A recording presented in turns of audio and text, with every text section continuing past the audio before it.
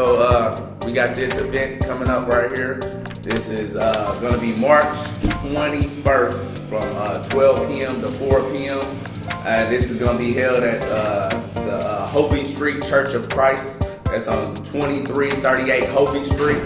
And basically what this is about is the theme of it is talking about taking back our community.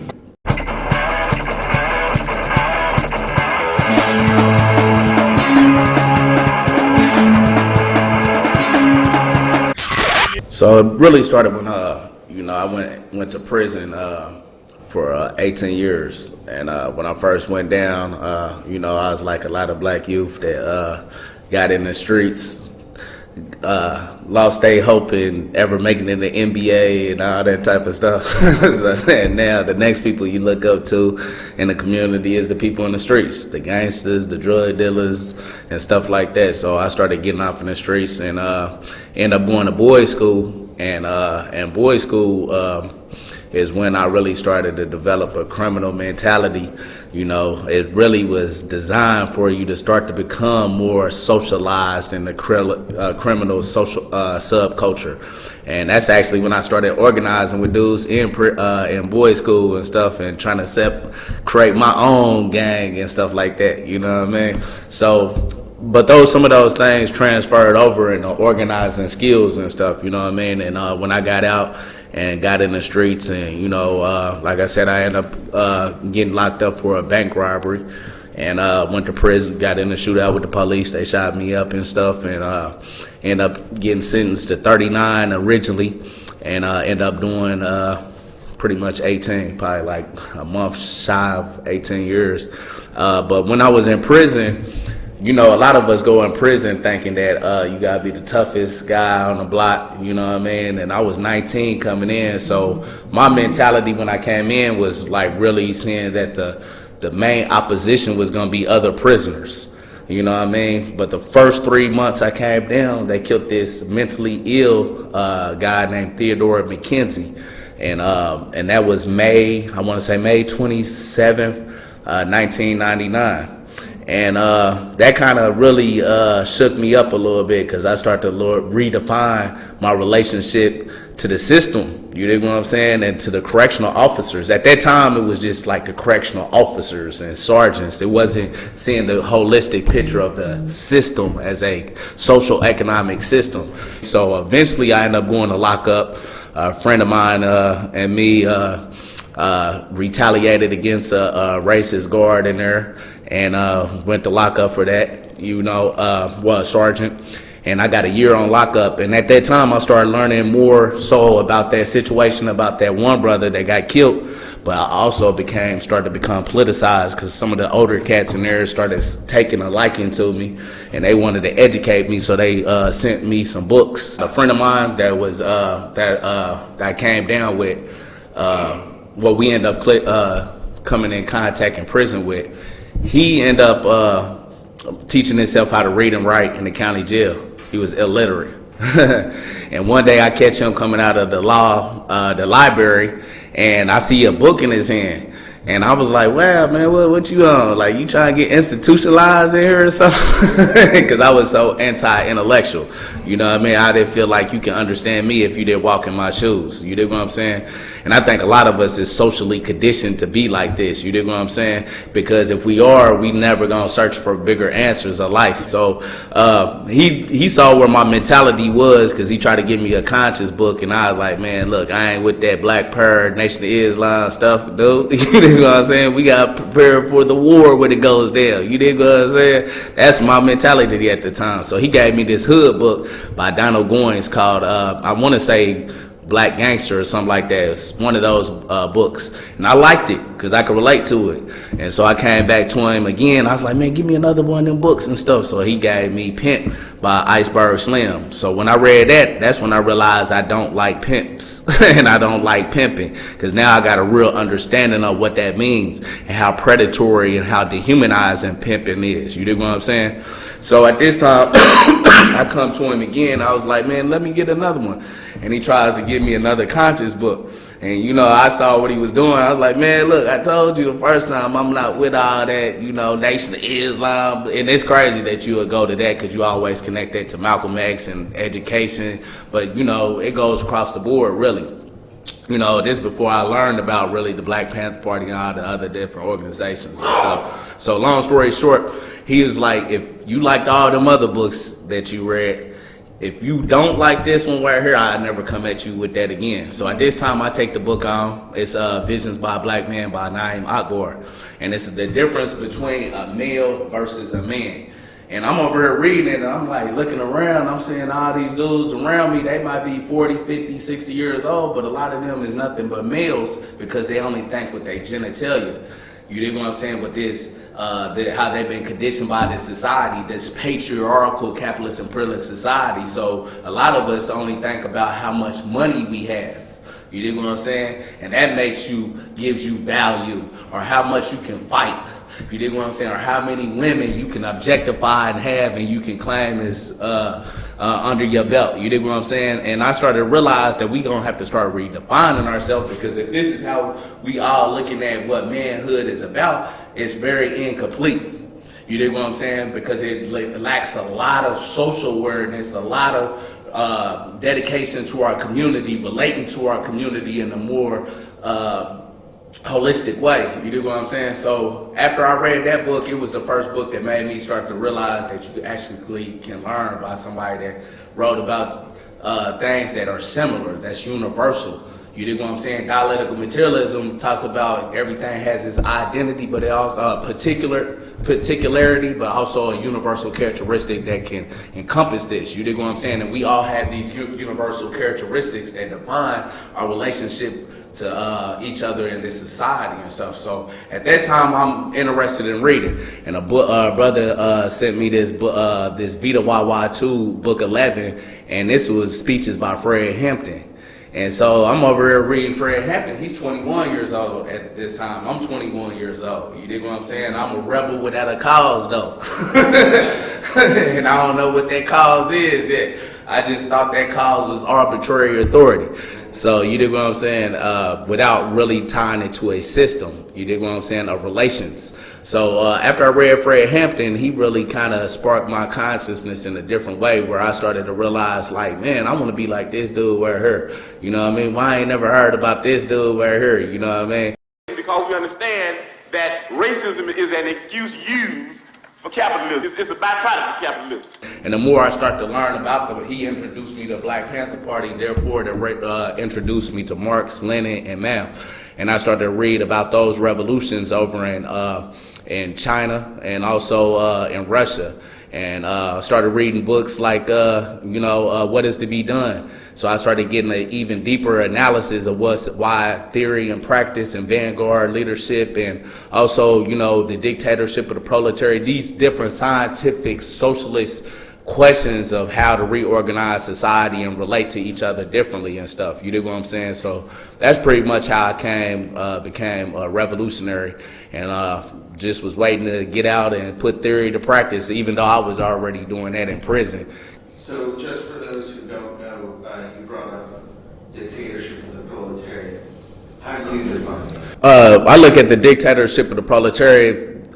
Best way I explain this is, when we look at slavery, that was a dictatorship of two classes that came together in 1776. That was the dictatorship of the bourgeoisie, the capitalist class, and the dictatorship of the slave-owning class. All the laws, policies, everything from sociology to psychology, all reinforced those class systems. It wasn't until like 1856 that even non-property white men had the right, to vote. You dig what I'm saying? Which shows the raw nature of the state at this time, because it really was not for the common man. You dig what I'm saying? It definitely wasn't for the slaves. It definitely wasn't for the workers. You know what I mean? So every system, every state has a class that comes together that sees their class interests within utilizing the state for their class interests. You dig what I'm saying? They're the ones that have a monopoly over the means of production. and distribution. They have the means of the social institutions and how to organize healthcare and education, and but this is all because of their class ruling dictatorship over that state. Socialist revolution is about replacing one system with another system through revolution, through takeover. You dig what I'm saying? And a lot of people want to work within the system, but you know, as Lenin pointed out, you can by working within the system, you become more like the bourgeoisie.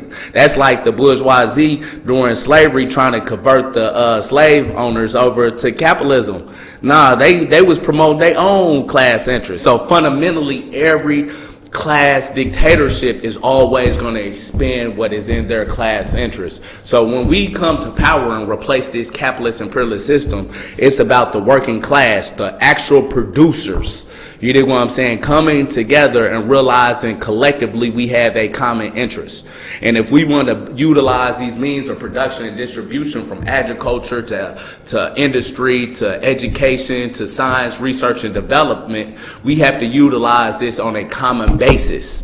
You dig what I'm saying? That's going to think about our collective class interests. You dig what I'm saying? So the dictatorship of the proletariat is the revolutionaries, once they replace this system, becoming the new system within government, within the social spheres of like, for instance, education, science, research, development. They're the new police force, the new military, but it's a different element to the dictatorship of the proletariat, because only within this type of democracy can we start to try to fight to resolve the contradictions that came over from capitalism.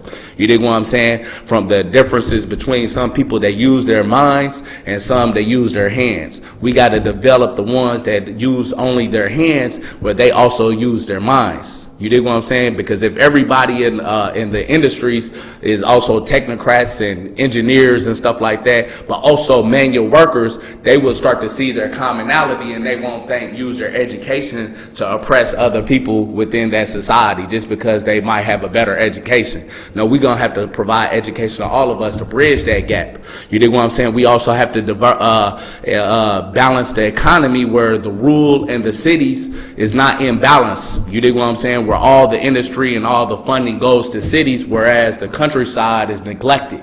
You dig what I'm saying? The overcrowding that we see, that like in Chicago and stuff like that. You know, so once we in control of the state, we can have a more balanced, you dig what I'm saying, ways of relating to the economy, to relating to each other, relating to nationalities and stuff like that, as well as gender and even LGBTQ people. You dig what I'm saying? Because we are all trying to fight for our collective liberation. So this is about the left organizing a state that's going to be in their interest, but also realizing that we had to fight to resolve the contradiction of the state, because the state is a dictatorship still.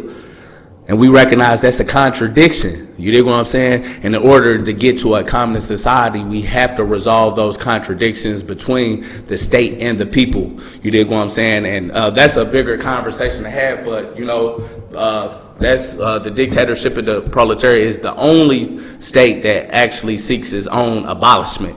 You dig what I'm saying? And that's hopeful, because we need to get to a society where we relate to each other as you know, human beings. You dig what I'm saying? Not as Americans, not as Iraqis, not as, you dig what I'm saying, this, that, whatever category you want to put it in yourself, but free associating human beings that see our collective species interests. You dig what I'm saying? That's the difference between the dictatorship of the proletariat and communism. Is when we get to communism, we're thinking more so as species. You dig what I'm saying? But it's going to take us over time and generations having cultural revolutions within our own societies and staying on the socialist path to a communist world without nations, without classes and stuff, overcoming those contradictions. So IDOC-Watch is a prison abolitionist movement.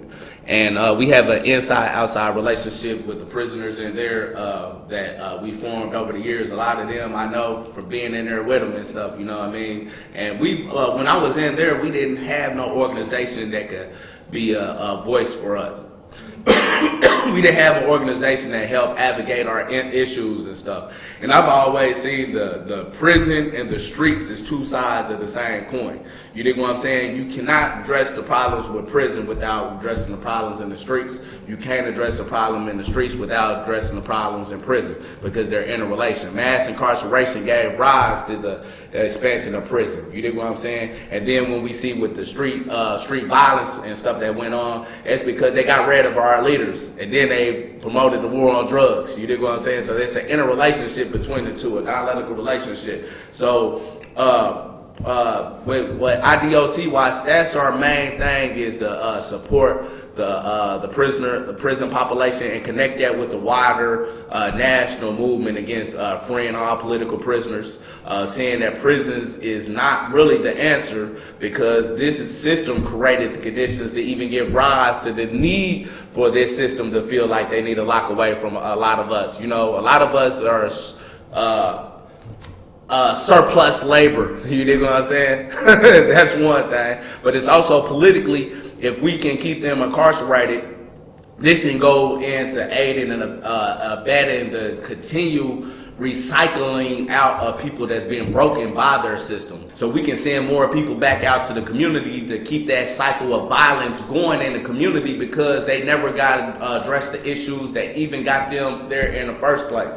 So we have to see this as an interrelationship, and in order to reach some of them brothers in there, we'll send them literature. We have study groups and stuff with them and try to raise their awareness and bridge those class divisions and divisions that happens amongst the lower class often and stuff. So once they come out, they have not only attained a level of consciousness where they can see their relationships amongst their brothers and sisters in a more healthy, holistic way, they can come out to a network that can actually support them. Like, we're trying to give housing and stuff like that. We're trying to develop that. So the ones that's in our program, you can come out and you already have housing and stuff like that. So it's really trying to help ones reintegrate back in society, but not have to rely on a system that don't care about them in the first place. So in Indianapolis last month, I want to say towards the end of January, I forget the date, but they was having a hearing down at the State House about Senate Bill 449,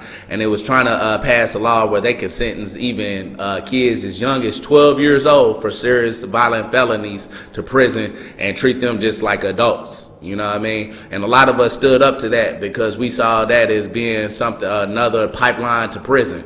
It's another attack of genocide on our community. Yeah, we at the Indiana State House. We've been down here, since 9 o'clock this morning, waiting for Senate Bill 449 to come up. I ask you to leave if you can go out. I don't want to do that. Kwame Shakur? Yeah, me. Yeah.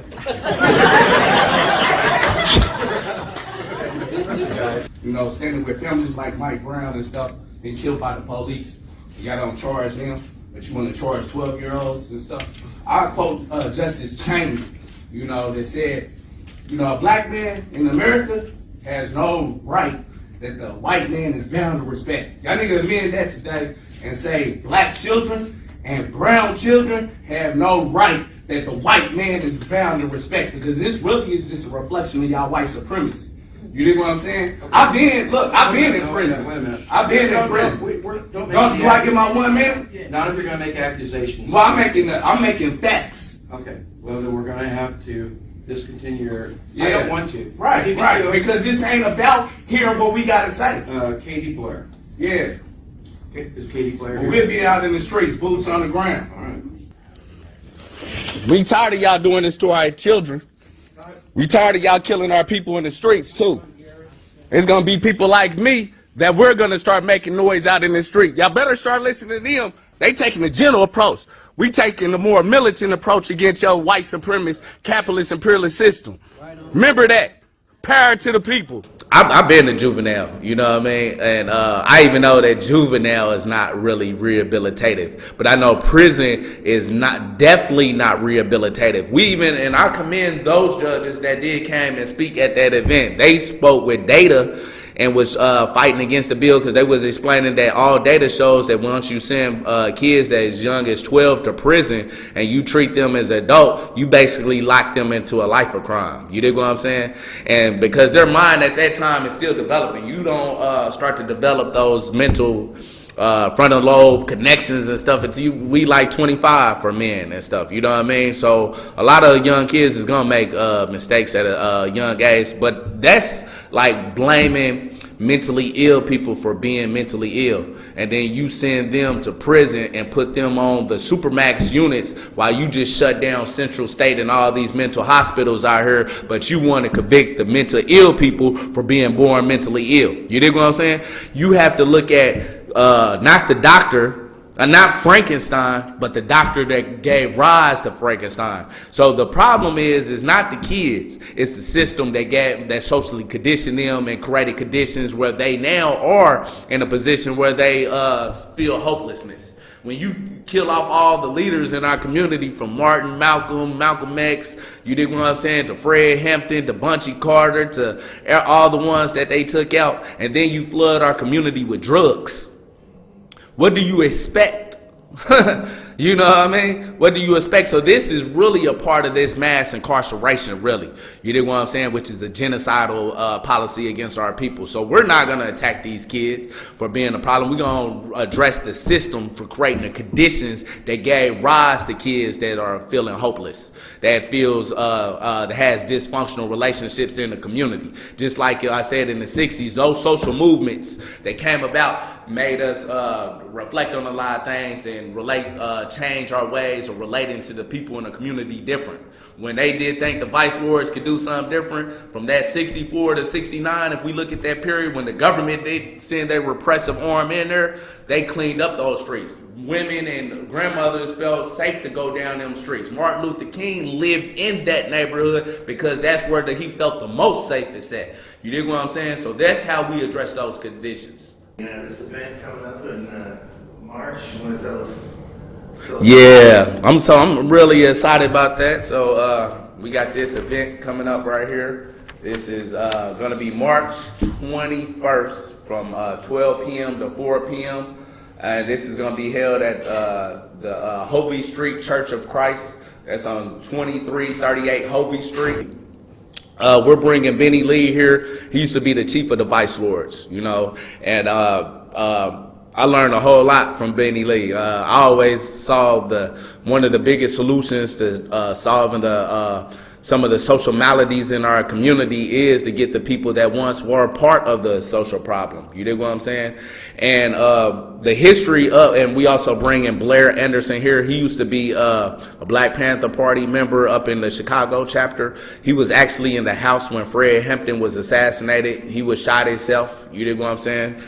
So he has a rich history that comes along with him. Pastor Daniel Howard, he's the pastor of the Hovey Street Church of Christ. I've been able to establish a relationship with him, coalition that we're trying to build, and basically what it's about is realizing that we have to develop a social movement, you know.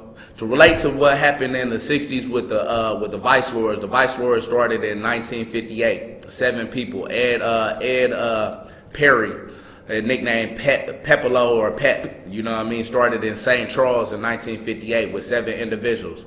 By 1964, the violence that was going on in the Lawndale area, where a lot of them went in and out of prison, a lot of them seen their comrades killed, you dig what I'm saying, and a lot of them even participated in a lot of the destruction and violence in their community.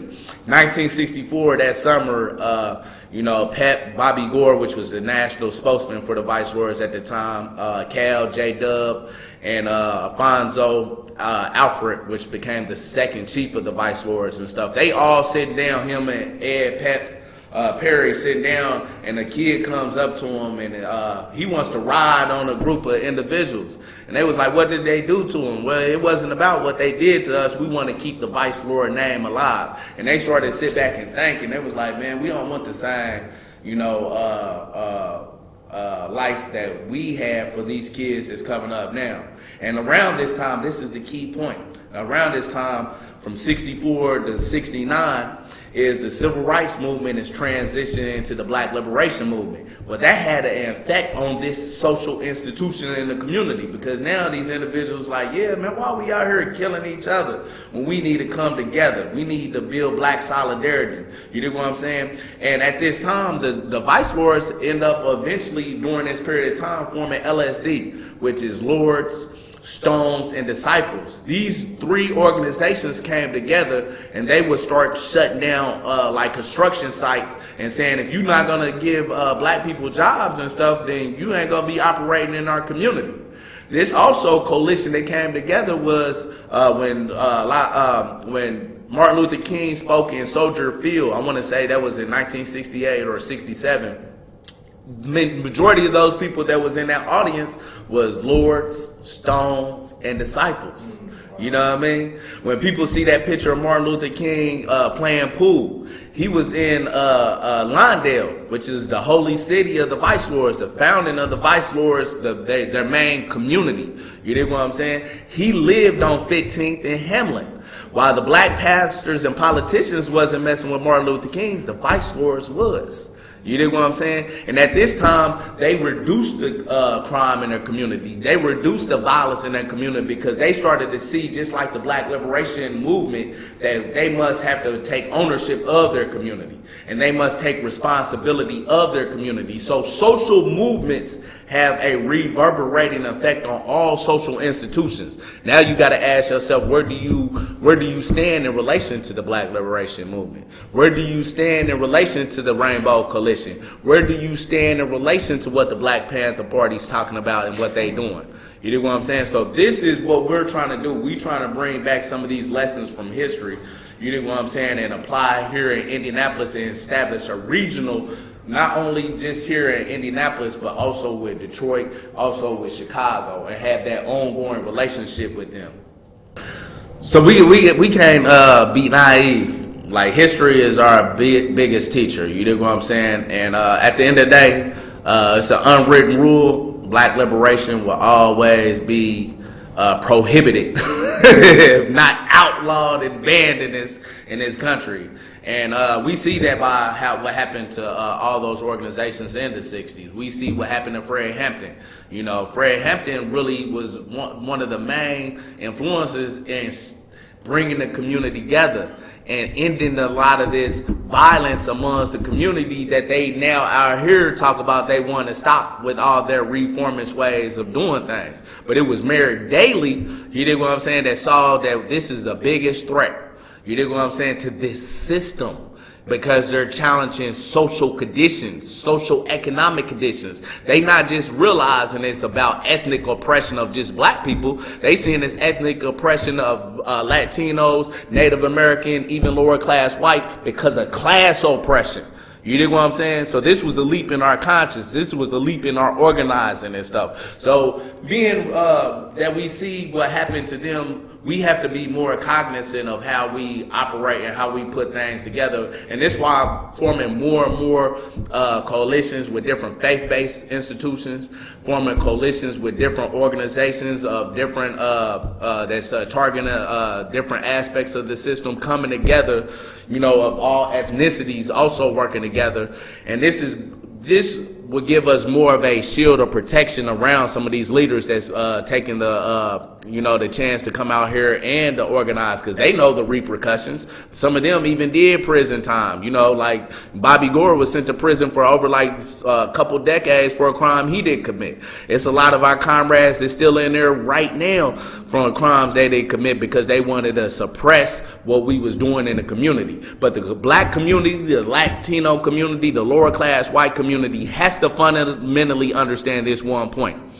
We're going to either stand together and recognize this is the way forward to solve these problems in our community. You dig what I'm saying? Or we're going to allow the state to come down and be repressive like they did to our leaders in the 60s and 70s and stuff. You dig what I'm saying? And then go back to what we see today.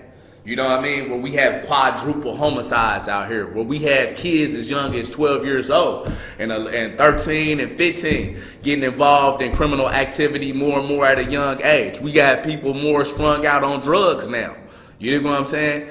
Are we going to allow those conditions to come back, or are we going to be able to be proactive and actually do what actually history has shown us can solve the problems in our community? So this is what this coalition is about, but it is we're not naive to the fact that the state is not going to like us actually ending violence. And they not trying to shut down none of their prisons and none of their precincts. They building them to fill them. From the 60s to now, it's always been a pendulum swing from the Democrats to the Republicans, Democrats to the Republicans, and the Democrats to get different social programs, the Republicans to roll it back. You dig what I'm saying? They try to fight to get some more things in that in Roe v. Wade, in a de facto way, where you can't even get abortions nowadays and stuff, you know what I mean? And it's been a constant pendulum swing. The difference is now, though, is that when the Trump-Pence regime came to power, we end up really seeing fascism come to power. This is something fundamentally different than the regular Republicans and stuff. You dig what I'm saying? This is also like a national state of emergency in this country. I remember Martin Niemöller once said that they first came for the communists, then they came for the socialists, then they came for the labor unionists, then they went for the Jews, then they came for him. But they were silent that whole time. And right now we see them with the Latino community that they have targeted a particular demographic and put them in concentration camps. Let's call it for what it is. You dig what I'm saying? And they've also started to demonize like the Muslims and stuff with these bans on different countries and stuff like that. We see Charlottesville, you dig what I'm saying? They will never replace us. We've seen all these terrorist attacks by white supremacists, not by ISIS, not by Al-Qaeda, but white supremacists. They've been emboldened and stuff. So with that said, we seeing right now a fascist blitzkrieg against the working class on every front. You dig what I'm saying? And from history, we and this is why like we really have to understand like this 2020 election that they talking about. We can't wait to no election because we know from history fascists can be voted in, they can't be voted out. Their whole thing is to overthrow the Constitution. You dig what I'm saying? And put people in place in these federal governments, what he's doing right now, so he could become absolute Führer. You dig what I'm saying? We have to start to get in the streets. This is why building this coalition is so important right now as well, because if we do not get ahead of this consolidation of fascism, we are already living in Nazi Germany. We just not aware of it because we in the beginning preliminary stages. But we know something's different about this dude than the regular Republicans, Democrats. You know what I'm saying? It's something different. It's fascism. This is what Mussolini and Hitler stood for. But the ones that's behind him, that far right of bourgeoisie capitalists, and this one thing we have to understand too, the capitalists are not all united. You know, you got the ones that for a long time had those conservative politics, but they always allied themselves with the fascists. So they've been knowing what they've been dealing with. So let's not make no mistakes about it. They know they've been, and they just surprised that they outmaneuver them. And now they kicked a lot of them out and said, this is our party now. You dig what I'm saying? We don't care if you white supremacists. We more white supremacists than you. You dig what I'm saying? We the real white supremacists. You dig what I'm saying? We willing to commit genocide against these people. We willing to attack them head on where y'all playing with this stuff. You dig what I'm saying? So my point is this, is that this is another reason why we must, you know, if it ain't nothing about saving our species, you dig what I'm saying? At the end of the day, saving our class, you dig what I'm saying? We have to come together around this issue, and we can't do this divided. You dig what I'm saying? We have to be out here in mass numbers like Hong Kong and Puerto Rico to drive this dude out of power. So these are all interrelated. You dig what I'm saying? But this is a new development in this system where they said, nah, we done with bourgeois democracy. You dig what I'm saying? That type of dictatorship ain't gonna work no more. We want to be unilateralists. We want to be push this fascist agenda. Which, if we look around the world, and I want to make this last point, if we look at the world right now, their system gave rise to fascism. When I was talking about these world wars and climate change and all these immigrants that's been leaving their country, and now because your system caused this contradiction in this international system, when they flood these European countries in America, even African countries, even over in Asia, and these fascist right-wing movements come ahead and they say, oh, the invaders are trying to come and take over our resources and stuff like this, their system caused this. These people are not aliens, though. They are our people. You dig what I'm saying? And we see down in Brazil, I want to highlight Brazil one because a lot of people don't talk about that. Every 23 minutes, a person between the age of 18 and 29 that's a black male that is killed by the police. Think about that. That's exponentially higher than over here. You dig what I'm saying? This is real genocide. This can happen over in this country right now if we don't get ahead of this fascism consolidating. You dig what I'm saying? So this is a warning to us. This is a national state of emergency for the working class people and the oppressed people, nationalities in this country. What can you see as an opportunity with Sanders, and what do you see as a problem with Sanders? That's a good question, and that's a very, very necessary question at this point. I recently wrote about this on Facebook. I spoke about the difference between democratic socialism and scientific socialism. To get a further reading on it, because I can only give a superficial, but not the meat and bones to the fullest in this interview, but I would say this: read What Is to Be Done by Lenin. Because this is the heart of his question. You dig what I'm saying? He was basically, a lot of people don't realize that democratic socialism actually comes from the Marxist tradition when it was revolutionary. You dig what I'm saying? We actually adopted this name at one point. You dig what I'm saying? And then when we start to realize that a lot of the ones within the Marxist tradition was actually they was revising Marxism. And these are the revisionists that started to think, well, and they really did. Either they understood the dictatorship of the proletariat and wanted to betray it, or they didn't understand the dictatorship of the proletariat and thought that you could side with the bourgeoisie and change the system from within. So with Sanders, a positive note, and that's probably the only positive thing I would say about this, is that he gives a good name to socialism finally. You dig what I'm saying? We can actually talk about socialism and have this conversation, and ones won't be so thrown off now. They're like, oh, okay, so you like support Bernie Sanders? No. But I support the term socialism, but I would tell you the difference between his socialism and our socialism. One glaring difference is that with Sanders, some of the things that he talks about, and it shows his class identification with the bourgeoisie, is when he talks about these border issues. You know what I mean? He still talks about the enforcement of border.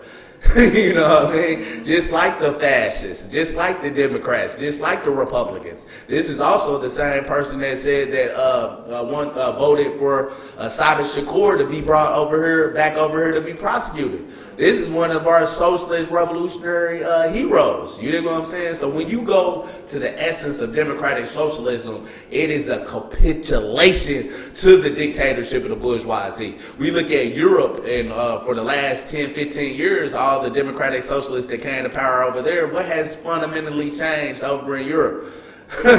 You know what I mean?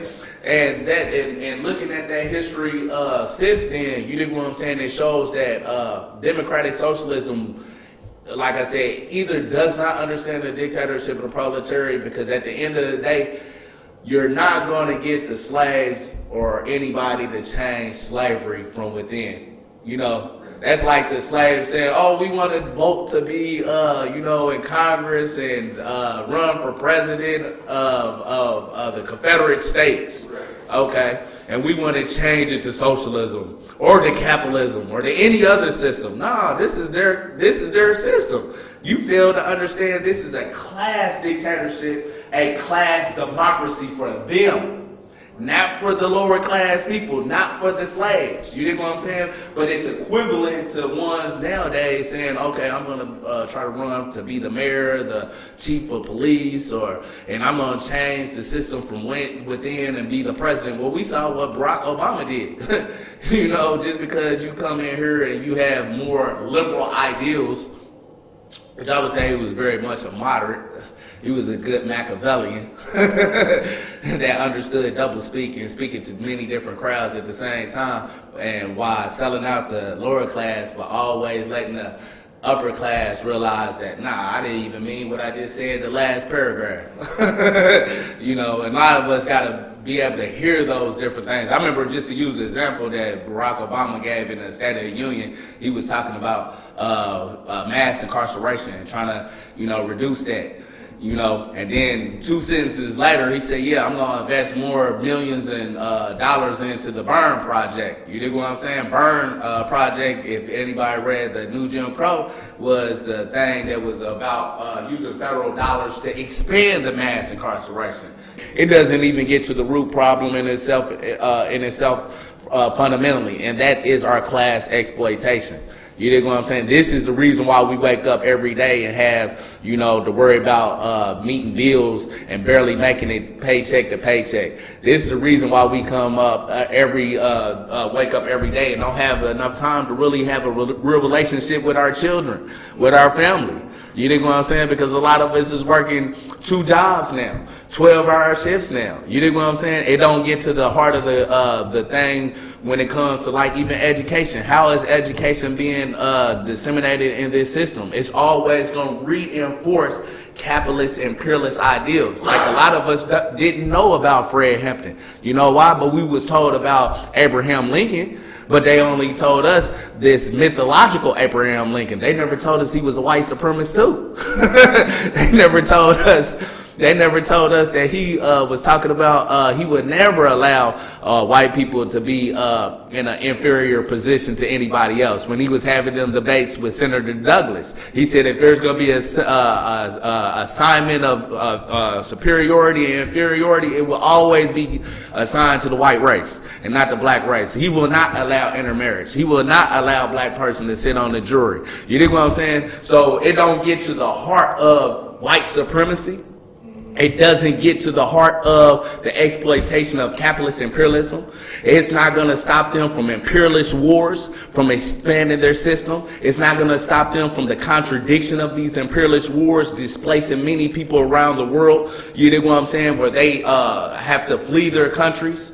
You know what I mean? Due to these wars, due to them overthrowing different systems and putting in fascist dictators, it's not gonna resolve the contradiction of the climate problem. You dig what I'm saying? Which they can't change.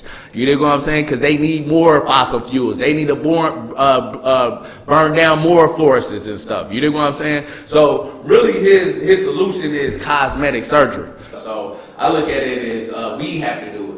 You know what I mean? We have to be the ones to rise up, and we have to build coalitions. We have to build more solidarity amongst vanguard parties and different and we got to break down the sectarianism that's been keeping us divided. You know what I'm saying? And one good example we was talking about earlier, the Rainbow Coalition.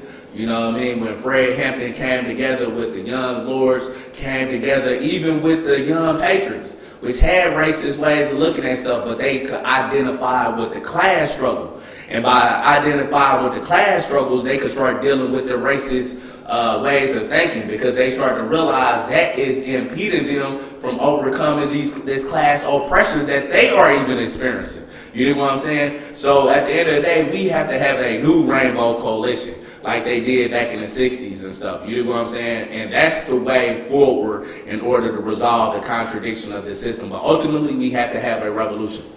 Ultimately. I guess if ones want to follow like the movement, the various movements I'm part of and stuff, you can go on Facebook, Kwame Shakur, that's Kwame Shakur, Shakur, like Tupac Shakur, Asada Shakur. This picture of Fred Hampton in the background, me shaking Fred Hampton Jr. hand and stuff, which was a big thing for me. You know, you come from prison and you reading about his father, then you get out and finally meet him and stuff, and you see he's carrying on the legacy of his father. You know what I mean? So that was kind of like a surreal moment for me to be able to connect with some of these ones. But I guess the thing is, I want to leave everybody with, we had a historical time. And not only Indianapolis, but in the world right now. You dig what I'm saying? Indianapolis, we have an opportunity to really start to build a coalition, you know, and get back to the basics of what we was doing in the 60s. You know what I mean? And we need to take advantage from all these individuals that's going to come here and try to help organize with us and get a hold of some of the violence in our community and get these brothers that used to be a part of the problem about the solution and start to work in a manner where we can start to really build this social movement.